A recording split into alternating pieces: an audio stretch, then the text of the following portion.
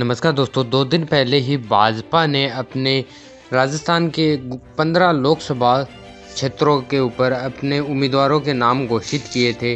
उसके बाद एक खबर सामने आई है कि कांग्रेस पार्टी ने भी अपने 20 उम्मीदवारों के नाम घोषित किए हैं। आज इस वीडियो में हम उन उम्मीदवारों के नाम के बारे में जानेंगे। तो सबसे पहले हम बात करें दोस्तों चित्तौड़गढ़ लोकसभा क्षेत्र की, तो यहाँ से उदयलाल आंजना को 2024 के लोकसभा चुनाव में कांग्रेस पार्टी मैदान में उतार सकती है। उसके बाद हम बात करें राजसमंद से, तो राजसमंद से सुदर्शन सिंह रावत को कांग्रेस पार्टी 2024 के लोकसभा चुनाव में मैदान में उतार सकती है। अगले लोकसभा क्षेत्र की हम बात करें तो दोस्तों कांग्रेस की तरफ से टोंक लोकसभा क्षेत्र में हरीश मीणा मैदान में उतारे जा सकते हैं।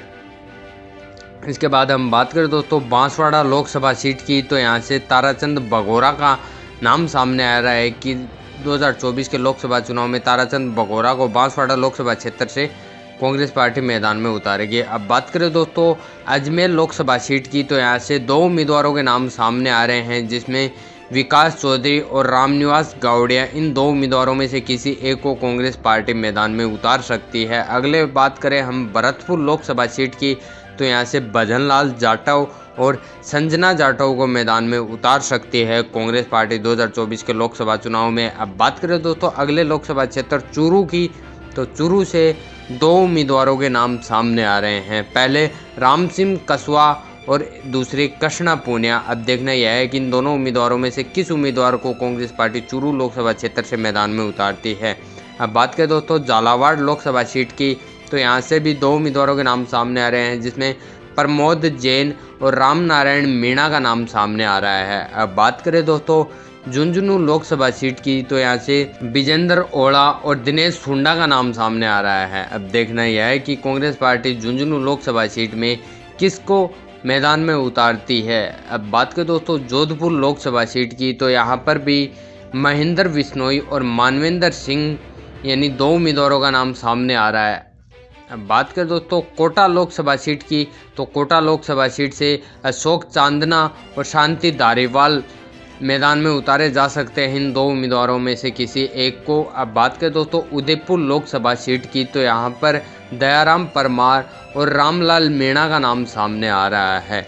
अब अगली लोकसभा सीट की बात करें तो वो है अलवर लोकसभा सीट पर 3 उम्मीदवारों के नाम सामने आ रहे हैं, जिसमें संदीप यादव, ललित यादव और करण सिंह यादव का नाम सामने आ रहा है। अब बात करें दोस्तों अगली लोकसभा सीट भीलवाड़ा की, तो यहाँ से भी 3 उम्मीदवारों के नाम सामने आ रहे हैं, धीरज गुज्जर, डॉक्टर सीपी जोशी और रामलाल जाट। अब देखना यह है कि भीलवाड़ा लोकसभा सीट से इन तीनों उम्मीदवारों में से किस उम्मीदवार को कांग्रेस पार्टी मैदान में उतारती है।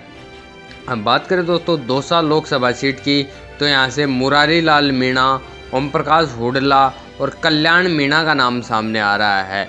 अब बात करें अगली लोकसभा सीट की, तो वो है गंगानगर, तो यहाँ से भरत राम, शिमला नायक और कुलदीप इंदौरा का नाम सामने आ रहा है।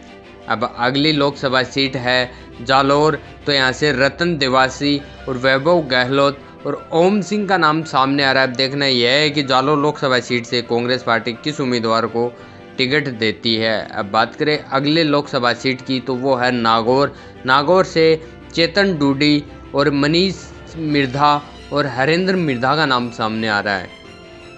अब अगली लोकसभा सीट है दोस्तों सीकर, तो सीकर में वैसे 3 उम्मीदवारों के नाम सामने आ रहे हैं, जिसमें सीताराम लांबा, महादेव सिंह खंडेला और गोविंद सिंह डोटासरा का नाम भी सामने आ रहा है सीकर लोकसभा सीट से। अब देखना यह है कि इन तीनों उम्मीदवारों में से किस उम्मीदवार को कांग्रेस पार्टी टिकट देती है। बात करें दोस्तों जयपुर लोकसभा सीट की, तो यहाँ पर 4 उम्मीदवारों के नाम सामने आ रहे हैं, जिसमें रफीक खान, ब्रज किशोर शर्मा और महेश जोशी और स्वर्णिम चतुर्वेदी, इन 4 उम्मीदवारों के नाम सामने आ रहे हैं। अब किस उम्मीदवार को कंफर्म टिकट मिल पाती है कांग्रेस पार्टी की तरफ से, वो तो अब देखना आगे होगा कि जब कांग्रेस पार्टी कंफर्म अपनी लिस्ट निकालेगी। तो दोस्तों अगर आपको जानकारी अच्छी लगी हो तो कमेंट करके ज़रूर बताएं और वीडियो को शेयर करना ना भूलें।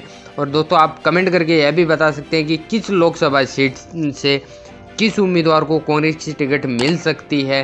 आपने अभी तक हमारे यूट्यूब चैनल को सब्सक्राइब नहीं किया है तो प्लीज़ सब्सक्राइब करें। धन्यवाद।